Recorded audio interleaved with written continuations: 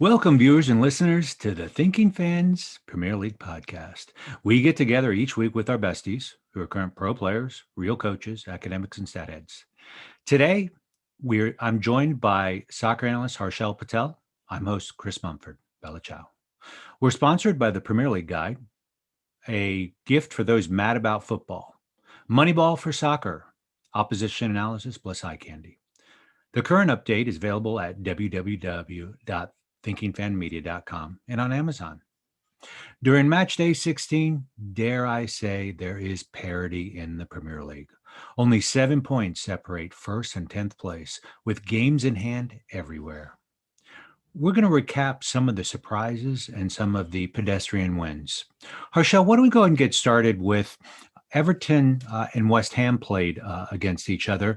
And, it's a game worth mentioning because Everton has done very well, but West Ham was able to win 1-0. What was your take on the match?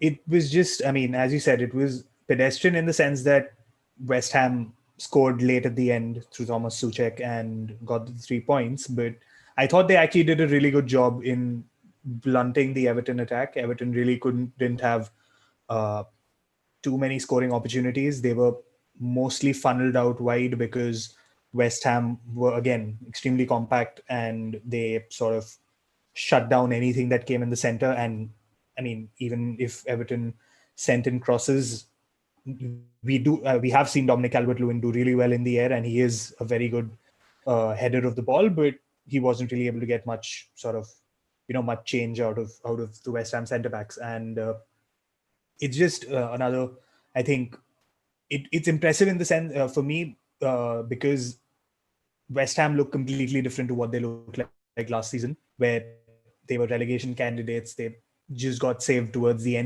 last few weeks of the campaign, but it looked like they would have gone down if a couple of results hadn't gone their way last season. But this season they look a lot better. They look more they look better in every department, attacking and defending. They're a lot more compact. They don't give up too many chances, and even on the attack, they've become more clinical. And crucially, they're getting goals from 2 or 3 players rather than just relying on Michail Antonio. Jared Bowen, for example, who was signed in January last year from the Championship, has really done well in the Premier League in the last 12 months, and that's really helped them along. So I've been really impressed with David Moyes and the work he's done at West Ham.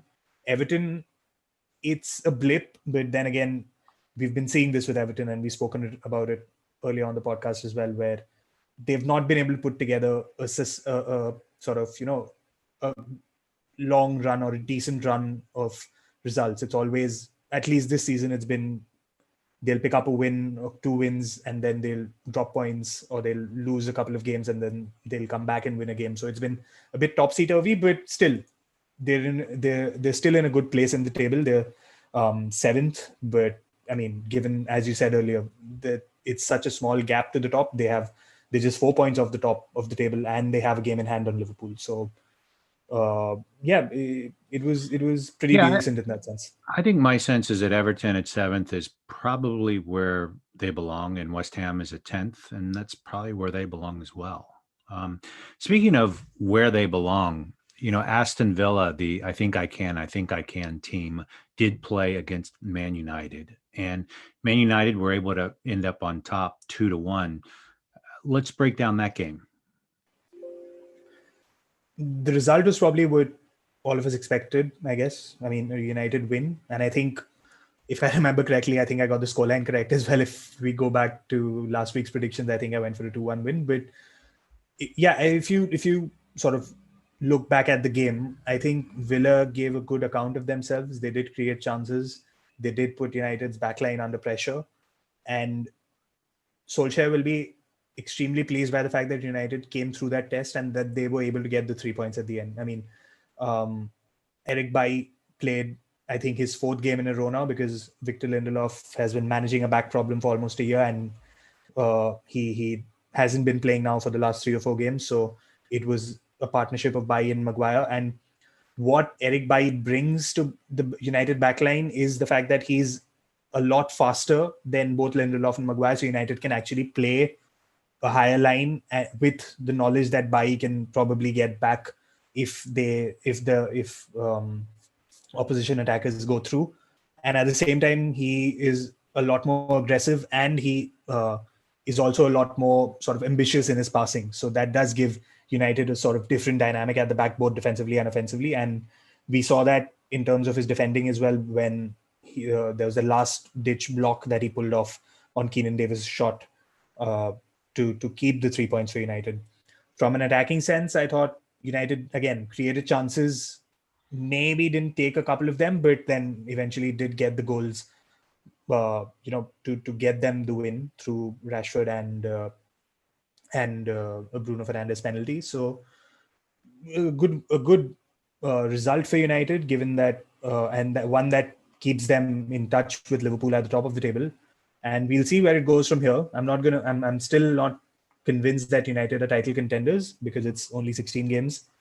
If it's a similar situation where United are 3 or 4 points off the top of the table 10 games from now, then yes, then I think we can safely assume that United will be title contenders, but it's still a little too early to call them sort of Liverpool's biggest rivals this season. See, I saw a lot of parity in this game, similarities in parity. I mean, they both employ a 4-2-3-1.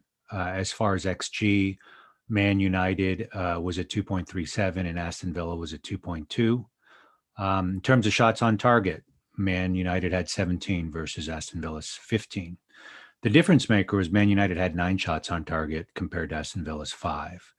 And if you're going to shoot twice as many shots on frame, you're probably going to do better. And that's where I think the 2-1, the randomness or the butterflies flutter in South America changes the impact of the game.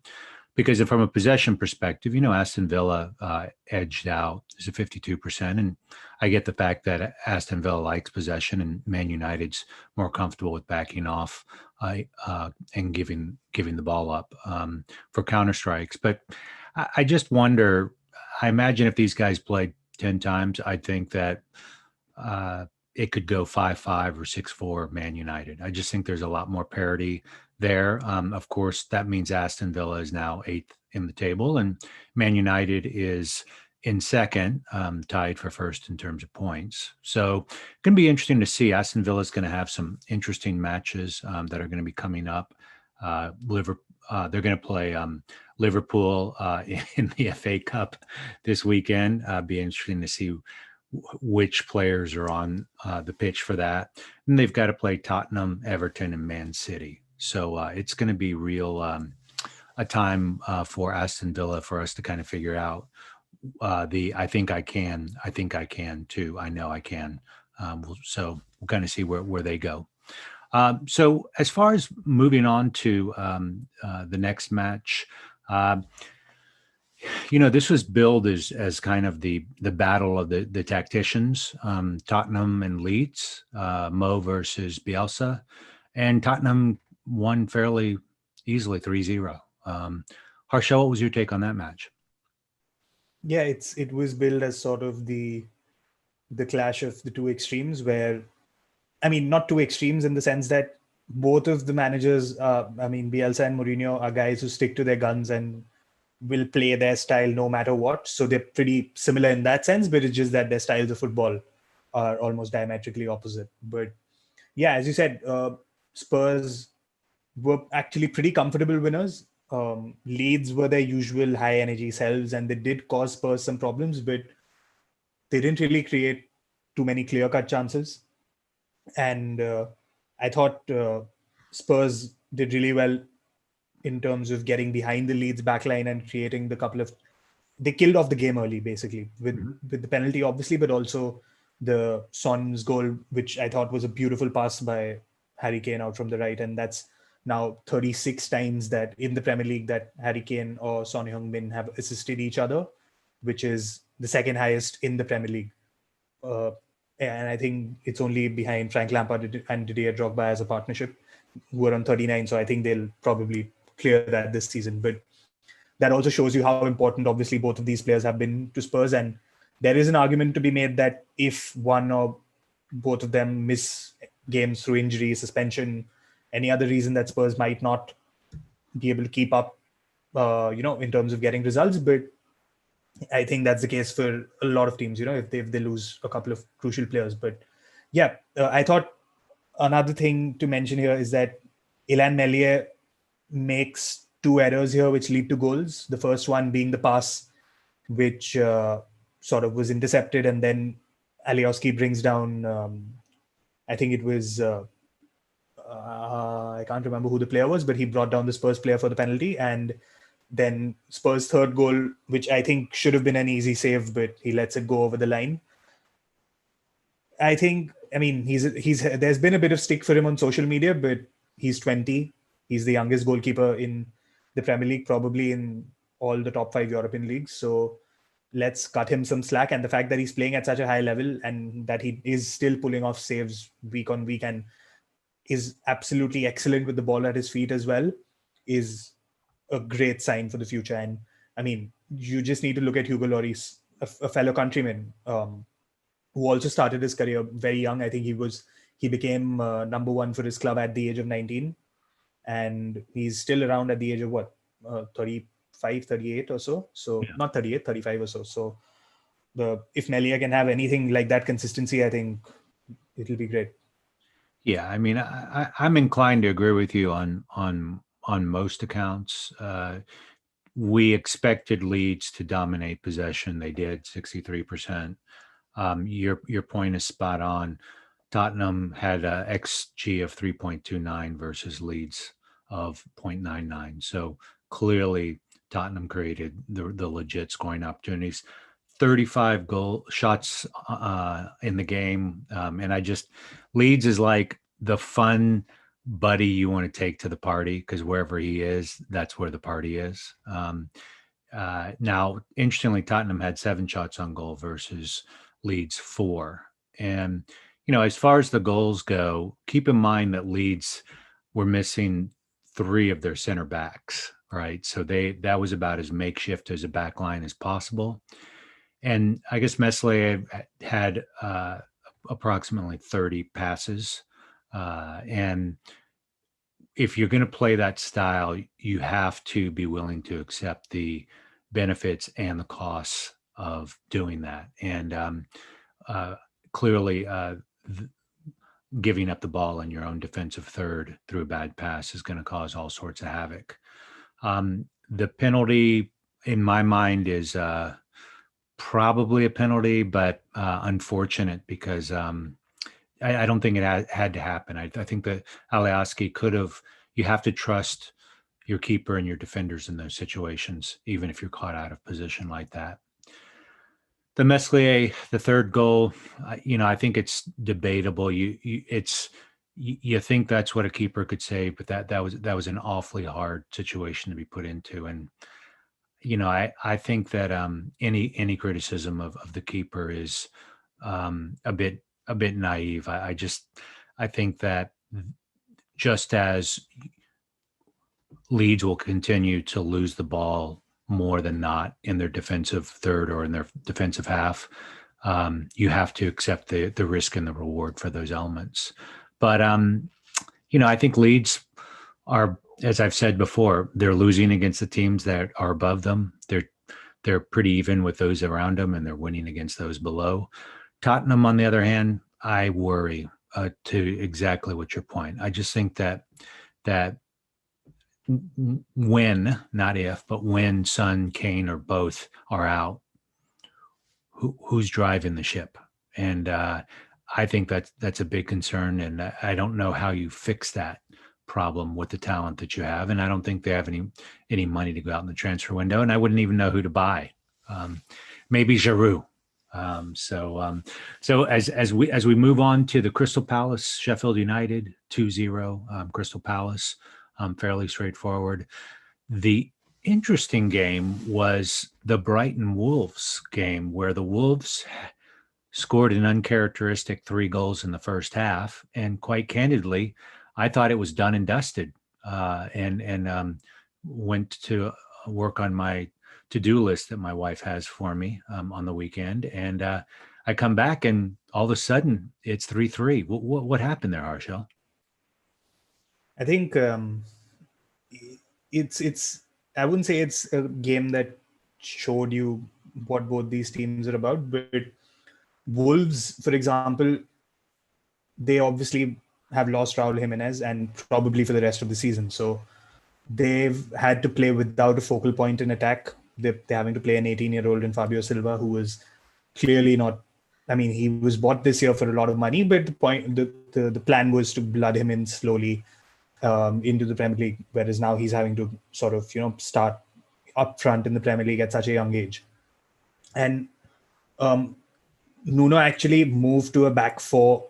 He moved back to a back four for this game. I mean, Wolves had been played a back four for 3 or 4 games earlier this season. Then he went back to his tried and trusted back three, back five, and he came back to a back four for this game. Now the thing is, Nuno has wanted to make Wolves more attacking and a bit more, I'd say, proactive rather than reactive, which is why he's shifted formation. But the point is that the fact that Wolves have lost a defender in terms of the formation change and have also lost an attacker now because they don't have Jimenez has meant that they've not been able to score the goals to compensate for the sort of leaky defending that we've seen from them over the last few weeks. And you don't associate that with Wolves. Wolves have been one of the most solid sides in the Premier League over the last 2 years since they've been promoted. And that was what happened here as well. They did take a 3-1 lead, but then they sort of capitulated, came back to 3-2 after the concession of the penalty, and 3-3 from a corner, which again, set pieces has been a problem defensively for Wolves as well. So those are some things which I think Nuno needs to try and figure out a solution for. There are rumors, at least on the offensive side of things, there are rumors that they could move for Diego Costa as a free agent, given that his deal at Atletico has been cancelled. So, I mean, that'll be interesting to see if they do get him and how he could fit in back into the Premier League 2-3 years after he left. But I think they do need to tighten up defensively, which is, I mean, I'd never thought I'd say that about Wolves, because it was always the fact that it was the offensive side of things that needed work in terms of them scoring more goals. It's gone the other way this season for them. I'm inclined to agree with you. I mean, with a -6 goal differential, you just don't think of Wolves as that. And, if they've only scored 18 goals compared to 24. And 18 is pretty sparse. And, they're in 13th place. So I think the Diego Costa is the right trade. You're doing a deal with the devil there, but it's the devil so we'll kind of monitor that very closely. That to me almost seems like a no-brainer, given that there'll be little to no fee associated with that. And Costa, I think, wants to redeem himself, particularly as he left under the shadow of a nemesis, Suarez, taking his role at Atletico. Let's turn our attention to West Brom Arsenal. I guess Arsenal's got some happy news now. They ended up winning 4-0 in a pretty handy victory. What are some points we need to learn about this match? Not just this match, and I mean, this is applicable not just to this match, but I think Arsenal's last 3 games or 4 games where they've picked up, I think, 3 wins. And in general, going forward, I think Arteta needs to play the kids, which we've spoken about earlier as well. It's not as simple as playing the kids. It's about, for example, in this game as well, Lacazette scored 2 goals. He's got 5 goals in his last 4 games now. He's on a really good run. But the reason for that is that he's had a tendency, whether it's due to his own natural game or whether it's under instruction from Arteta, but he's been dropping deep and looking to link up play with the midfielders or to sort of play in the wide attackers. And that only works when you have quick, rapid wingers and attacking midfielders playing around you who are great in terms of making runs off the ball and are quick enough to be able to get behind the defensive line. Because if those things are not there and you're dropping off the defensive line, there's nobody to occupy those defenders or to occupy the space that you've vacated if you don't have those players around you. And Lacazette has had that now for the last 3 or 4 games since Arteta has played the likes of Gabriel Martinelli, Emil Smith-Rowe. He's played Saka on the wing rather than playing him as a wing back. He's playing him on the right wing. So with these guys playing around Lacazette, it's sort of brought the best out of him as well. And it's given Arsenal a really good, solid base attack in terms of their attacking play. And I think Emil Smith-Rowe is a real talent. And we've spoken about Arsenal lacking creativity. So playing a natural sort of playmaker / number 10 in that side is vital. And if you're not going to play Mesut Ozil, or, I mean, obviously it seems as though his time at Arsenal is up. So then you play the next best alternative, which is, even though he is 18, he absolutely looks the part. So I actually think Arteta has a decision to make here in terms of whether he's going to play Aubameyang or when he's going to play Aubameyang, because I think at the moment on form, Arsenal's best four attacking wise is Lacazette, Martinelli on the left, Saka on the right, and Emil Smith-Rowe as the number 10. So whether you swap out Aubameyang for Lacazette is the question, but I wouldn't drop the other three at the moment, and that's what is really working for them. Some of the movement off the ball was absolutely brilliant against West Brom, and they couldn't cope.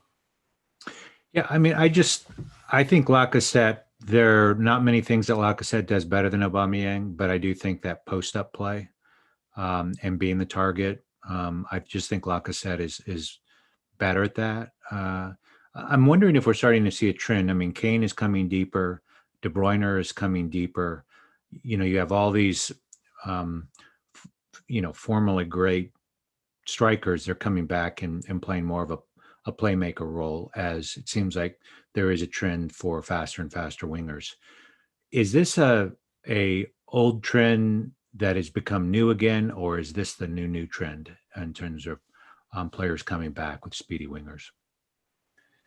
I wouldn't say it's an old trend. I mean, if you look at it, say 10 years ago, they're not exactly playing a false nine role like how Messi did when he didn't pioneer it, but he sort of brought it into global attention when he started playing as a false nine some 10, 11 years ago at Barcelona, which was, and the point of that was basically to be able to link up with Xavi and Iniesta, and then you had the likes of Thierry Henry, David Villa, Pedro, these guys on the wings who would take advantage of the space that Messi was vacating.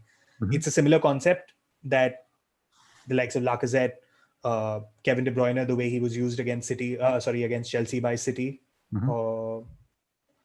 even Martial to an extent for United. He doesn't drop too deep, but he also plays with his back to goal, and he likes to sort of link up with Rashford and Fernandes rather than always making runs in behind. He usually, you need to sort of instruct him to make runs in behind. His natural game is to come short. So yeah, you're right. I mean, there has been a tendency or a shift towards these sort of players, at least in the Premier League, where you have a lot of quick, rapid wingers who are also becoming good goal scorers as well. They have the finishing ability and the clinical finishing in their boots to be able to take advantage of the chances that you would normally expect those strikers to be taking. So maybe, yeah, this does look like a decent sort of tactical development that's happening. If not just this season, maybe over the last 12 months or so. I gotcha. All right. Well, so I am curious to see. I do think that Lacazette was going deeper in the past, earlier in the season. They're either they hadn't figured out the patterns of play or whatever, but somehow something's clicked, and it could be that it's the magic that something's clicked. It could be the regression to the mean, depending on what philosophy you buy into. But it's going to be fascinating to see if Arsenal can continue to charge up the table. Speaking of which, Newcastle played Leicester City, and Leicester City took care of business with a 2-1 win. Fairly solid performance on Leicester's side there. I want to turn our attention to the next game, which I think we're going to feast on, which is the Chelsea-Man City, where Man City ended up prevailing 3-1 in a very, very comfortable, surprisingly comfortable win over Chelsea. Harshal, what happened there? That, I think, was a Pep Guardiola masterclass. It was the best performance from City this season by far. We've spoken about it earlier as well. it's been covered extensively elsewhere. The fact that City have really struggled for creativity and for goals this season, but you wouldn't. I mean, if you saw that, if this was the first City game you saw this season, you'd think they'd been on, the same level of form and the same sort of level of performance that they've been on for the last two and a half, 3 seasons or so. Because, I think a large part of that, we will get to Chelsea as well in this discussion, but a large part of that was down to Pep's selections, the team he picked. And bear in mind that City were missing 7 first choice players, 5 of them due to positive COVID tests. They didn't have, so you had Zach Steffen making his debut in goal. Because obviously Edison tested positive, you didn't have Laporte. I mean, in the sense that he's sort of been dropped because John Stones is playing so well. So it's John Stones, Ruben Dias, centre back pairing. Kyle Walker had tested positive, so Joao Cancelo came in on the right.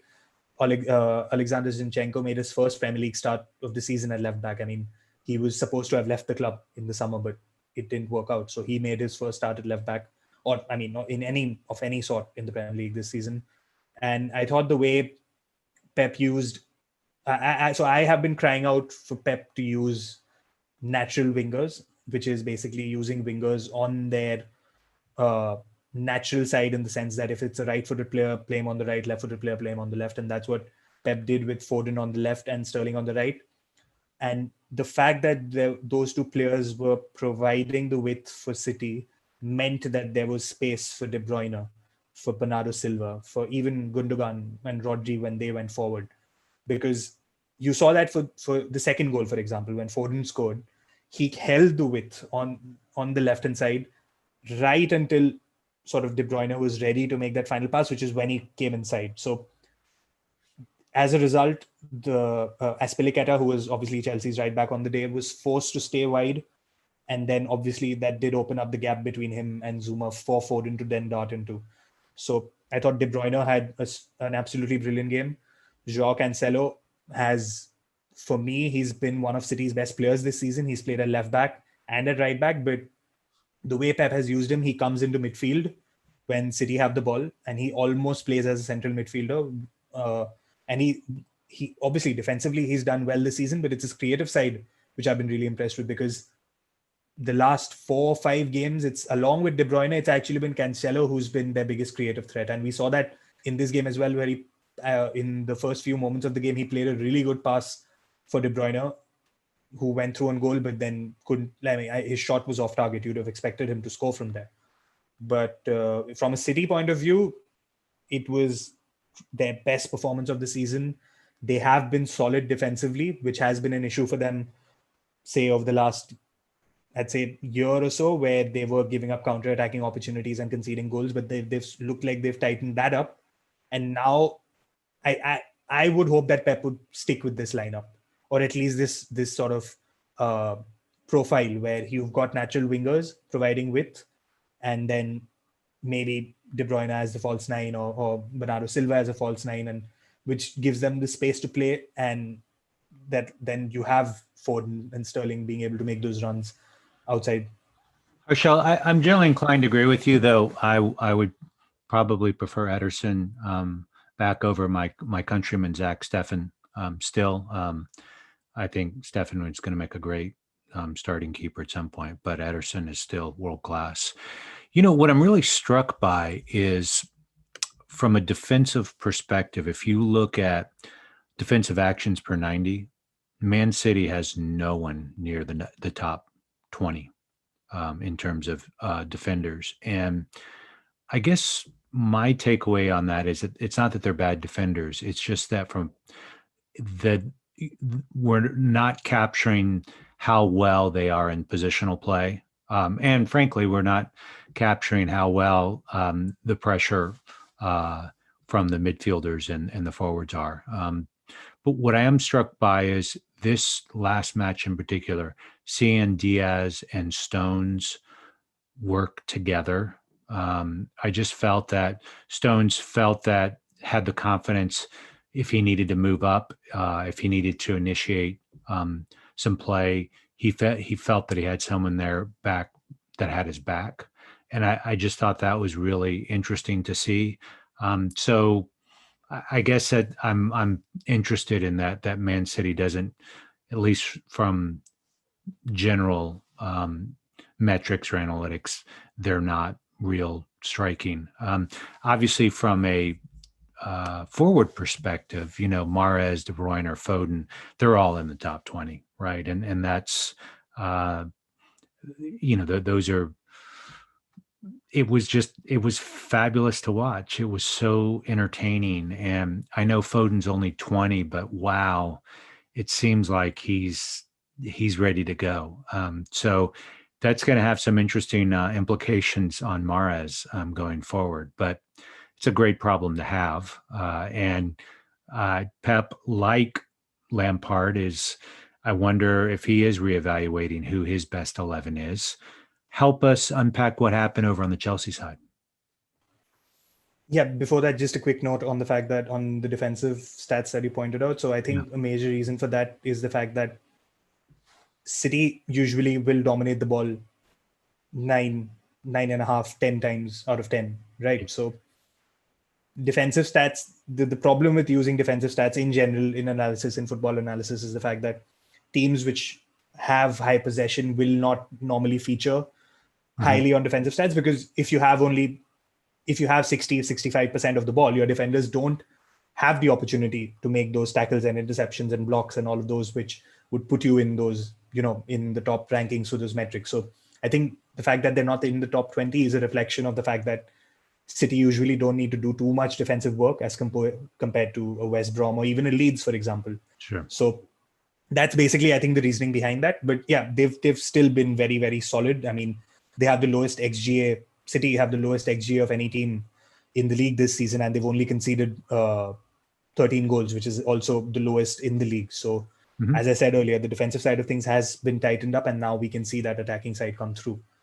Coming to Chelsea, I think Lampard, the selection was a bit confused, because if you look at Chelsea's lineup on the day, they played a midfield of N'Golo Kante, Mason Mount, and you had Timo Werner, Christian Pulisic, and Hakim Ziyech starting a game together for the first time.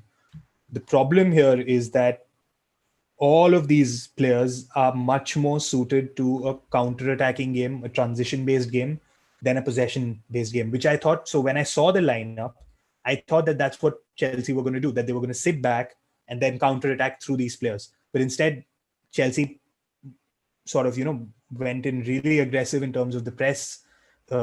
They were trying to sort of play possession football in terms of keeping the ball and trying to work their way out of their half and into the City half through passing triangles and sort of possession-oriented football, rather than playing a transition-based game, which I thought they would, which was not suited to the players they have. I mean, Timo Werner I don't think he's ever played as a central striker in a 4-3-3, because he's not suited to playing that role. He's not going to be someone who's going to hold up the ball and play it off to runners, or that's not his profile. He is someone who looks to run in behind the defense, and sort of thrived at RB Leipzig as a sort of inside forward playing off the left of another striker. So if you're going to play him as a central striker in a 4-3-3, you need to play a counter-attacking game where you play passes into the channels, or you play a quicker style of play or a more direct style of play. And it's the same thing with Pulisic, Ziyech, Kante, all these guys. If you were to play, I mean, I don't know what went wrong there in terms of the lineup and the way they played, because if you wanted to play a possession-based game, I would have thought Lampard would have started with Jorginho. He would have started, or Billy Gilmore, who did come on in the second half, late in the second half. I would have started with Tammy Abraham or Olivier Giroud, because they can hold up the ball and bring the sort of midfielders and wingers into play. So I thought Lampard got his team absolutely wrong here. Either that, or he got his strategy wrong, one of the two. But so let me jump in there, Harshal. I mean, I will tell you, I think your point's supported by the fact that I saw that Chelsea had 55% possession. And I saw that on Wisecout, and I said, that must be a typo. But I double checked with another source, and Chelsea did indeed have 55% possession. So it's fascinating that you said that the selection was geared more towards a counterattacking, though they still had more possession, right? And the truth is that Man City absolutely dominated in terms of shots total, 18 versus 9, and then shots on goal, 6 versus 2. So it was a tour de force, even though Chelsea, I would never imagine seeing the statistic as being the case, that Chelsea won the possession. Yeah. So as I said, he I think that he got his tactics wrong, because as the lineup suggested that he was going to play a counter-attacking game, which I think should have been the way to play against City, and he should have selected the players for that. So I mean, yes, there have been injuries, there have been COVID issues that Chelsea have had to face as well with certain members of their squad, all of that. But that's something every team is facing this year. I don't think Lampard can use that as a legitimate excuse, because every team is going through that and they're adapting. And this result has actually, I mean, set off a lot of speculation around Lampard's future now. So, and this is obviously coming on the back of a pretty poor run of results over the last 4 or 5 games. I think the game against Leeds at Stamford Bridge, where they beat Leeds 3-1 about a month or so ago, was the last time I saw Chelsea play well. They've not really played well since then. They've won one game since then, which is against West Ham, also at the Bridge 3-0. But I thought that scoreline flattered Chelsea. They weren't good enough to win that game 3-0. So there have been struggles over the last month. Havertz, the biggest questions are obviously around, does Lampard know how to get the best out of Werner and Havertz, who are the two sort of big marquee signings they made this summer? So I think he will get time. He will get, because, I mean, we spoke about how tight the table is. Chelsea are still just 6 points off the top 4. So I think he will get time to sort of fix this and get Chelsea back to a top 4 or thereabouts. But this game, I thought he was, as I said, I was really surprised by the way that Chelsea side played based on the lineup, because I thought they would have gone for a counter-attacking setup based on the 11. I have to tell you, I am a bit dumbfounded with Lampard's player selection, but probably in a little different way. If in the Premier League, the number 1 goals per 90 minutes is on your bench, and then the person right next to him, I think, is number 2 or number 3 in the Premier League in goals per 90 minutes, I don't see why Giroud or Abraham did not feature at least in the last 20 minutes or 30 minutes.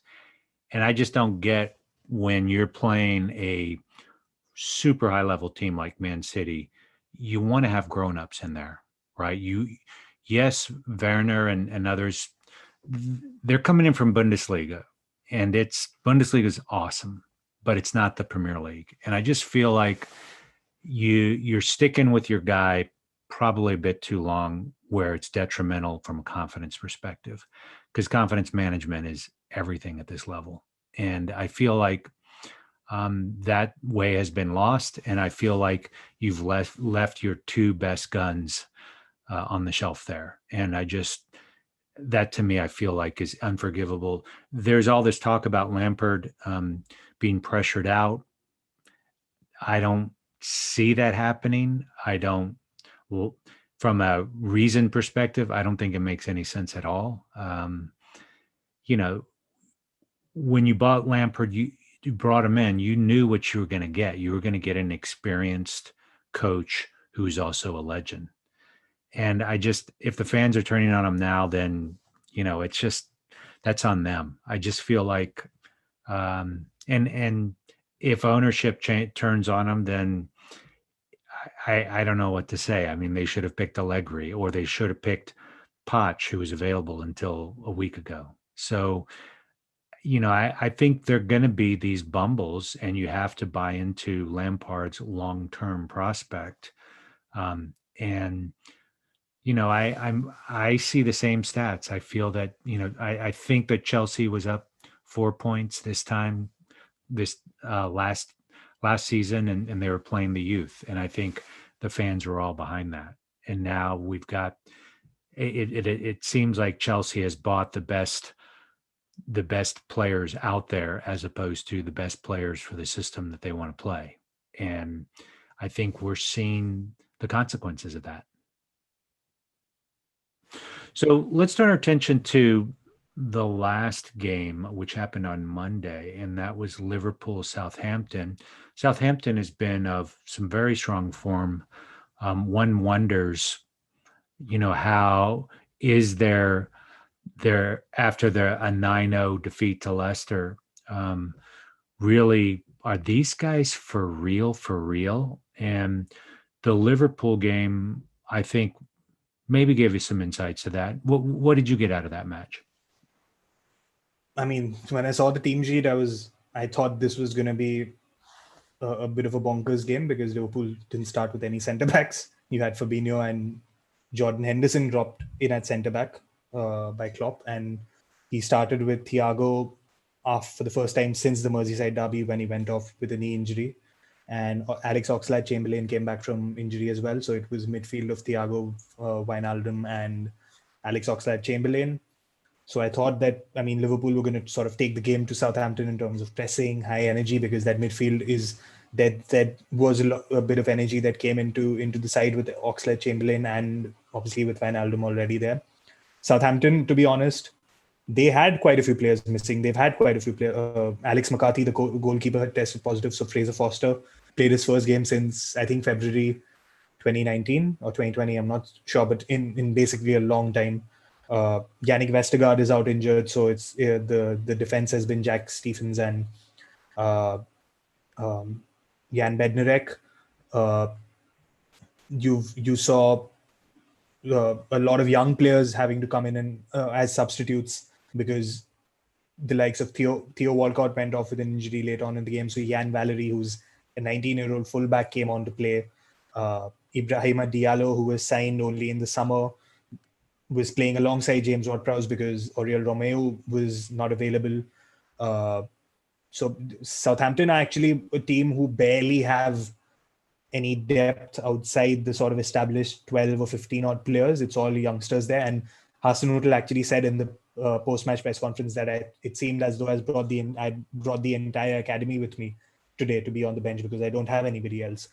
But in terms of the game itself, and Klopp spoke about this as well, I thought the problem was that Liverpool, the thing is, at the top level, it's minute differences that can make or break a game. And Liverpool were maybe 2-3% of their usual, their usual intensity, their usual selves, but that was enough for them to lose this game.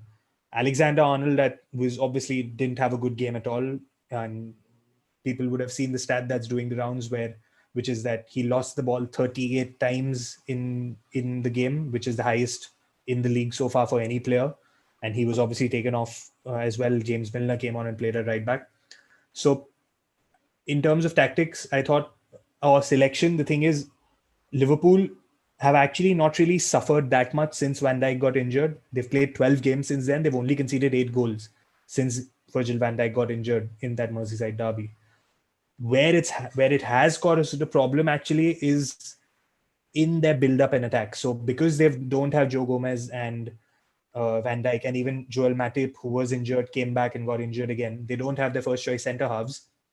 The speed of play goes down. You maybe take a touch more. You need to take an extra second to figure out, okay, if you're, say, Jordan Henderson, you're playing at centre back, you obviously haven't played there before, so you take an extra second to figure out where Alexander-Arnold is or where Robertson is for you before you make that pass. And that extra second is what makes the difference between Robertson receiving the ball in space in a one-on-one or him receiving the ball with the Southampton players already having got back and there being no space for him to advance.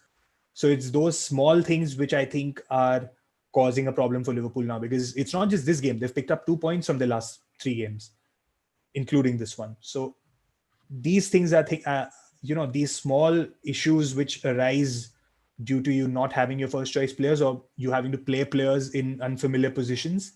So, I mean, it'll be interesting to see how this goes on, because it's also, I mean, we need to remember the fact that Diogo Jota has also been out for 6 games now. So Klopp has barely rotated Firmino, Salah and Mane. It's been those 3 as his sort of first choice front 3 in almost all these games. He doesn't have, and I don't think he trusts the likes of Shaqiri, Origi to start games. He's used them as impact substitutes off the bench, but I don't think he trusts them to start a game and score the goals to win games right from the beginning. So that, I think, is now what is beginning to cause a problem for Klopp and for Liverpool. Obviously, they're still on the top of the table. They're still probably the best team in England, and we will see them bounce back from this. But it's these last three games, and especially the Southampton game, have now given, I think, a lot of hope to the likes of United, City, Chelsea. I mean, maybe not Chelsea, but the chasing pack, basically, even Leicester, Spurs, that Liverpool are not invincible. They definitely can be caught this season. Yes. So I agree with you on some elements. I agree with you on the fact that Van Dijk, Matip, or Gomez, that extra second, that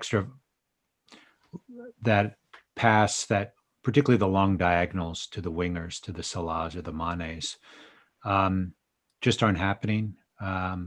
But I will tell you, I am not worried about Liverpool at all. This was a breather for them. I mean, let's face it, they had 17 shots on in total compared to Southampton's 7. And the uncharacteristic part is only 1 was on target versus Southampton's 3. And one of those 3, I would argue, is one of the luckiest shots I think I've ever seen in football, right? With Ings back to the goal. I would have to disagree there. I don't think it's luck. Well, I think all it's a I'm brilliant saying bit of is, finishing. in the interview with Ings afterwards, they said, "Was that a shot or a cross?" He's like, "No. It was a shot." And so you kind of knew that it was one of those sort of things that you just weren't sure about. And if he did that 10 times, maybe it goes in once maybe. So let's keep in mind the game was predicated on one fluky goal in a couple of minutes. And then the truth is, Southampton, to use the term, that the youngsters ran their socks off, right? And you're right, Liverpool was off by 2 or 3%. Mane was off. Salah was off. Firmino seemed a bit off too. And it's not often when you have all those folks off, and when they are, Jota can step in and be on. One of the 4 will be on, and it wasn't the case. And I get the fact that they drew against Fulham. They lost. I'm sorry that they've had a poor run of results, but I just feel like let's not get too reactionary on Liverpool, because I still think they're head and shoulders above everyone. The only people that are roughly in the conversation still is Man City, if it's Man City of this weekend rather than Man City of the rest of the season. Yeah, I mean, I said earlier that I'm not saying that United are title contenders at the moment, but what I meant to say was, is the fact that Liverpool are obviously not at the level they were in the last 2 seasons, and I think nobody is. City aren't, Chelsea aren't. Nobody is at that level, and a lot of it is down to the fact that this season has been a crazy one, right? With COVID, with fixture postponements, with the number of games everyone's playing, the lack of preseason physical conditioning, lack of physical conditioning, I should say.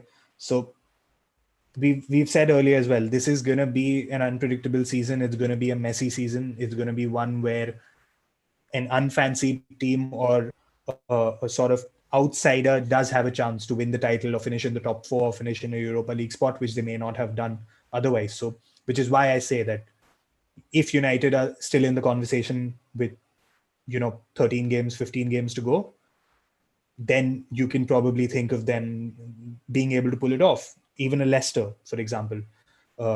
Aston Villa could probably finish in the top 4 if it's a similar conversation where they're 2 or 3 points off, or maybe even 4 or 5 points away. So Liverpool are still the team to beat, but I mean, they've dropped more points this season already than they did all of last season.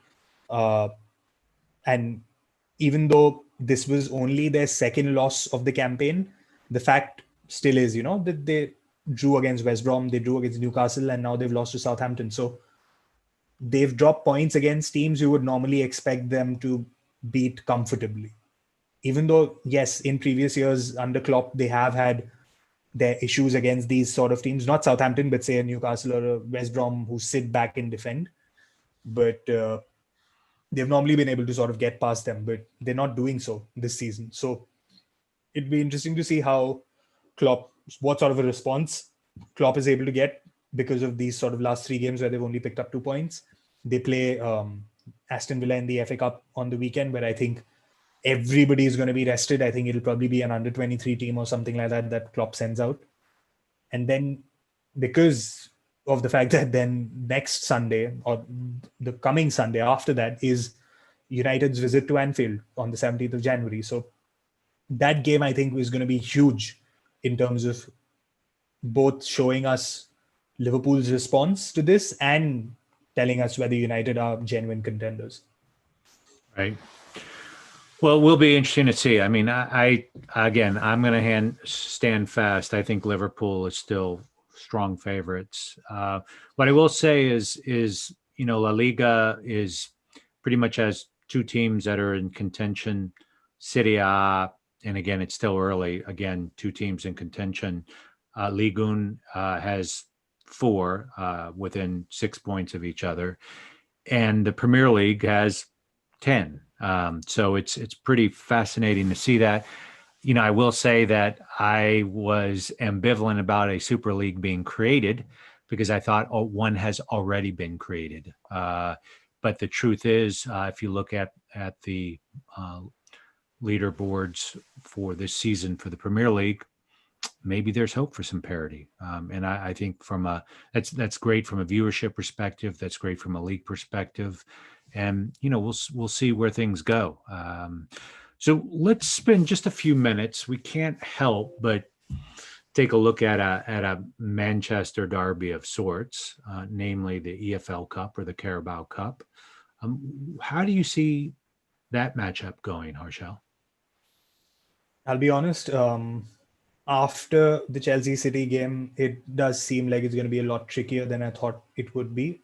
Mm-hmm. Not that a game against City is ever easy, but the form that they'd shown before this game made me think that, and obviously the fact that United and City had already played at Old Trafford earlier this season, it was a little draw where Pep, I mean, you don't normally expect Pep to be the cautious one in a matchup, but even he went for caution and he didn't want to expose City to United's counterattacks. So that finished in a little draw. So I still don't know what he's going to do for tomorrow's game, whether he'll stick with the same setup as he did at Chelsea, because United obviously are one of the best counter-attacking sides in the league. So if he does go with the same setup, I don't expect United to go with a similar setup to Chelsea and look to hog possession and try to press City high and all of that. They're going to sit back and defend and sort of, defend space and look to counter-attack, because that's worked really well for them against City under Solskjaer. Solskjaer won 3 times against City last season.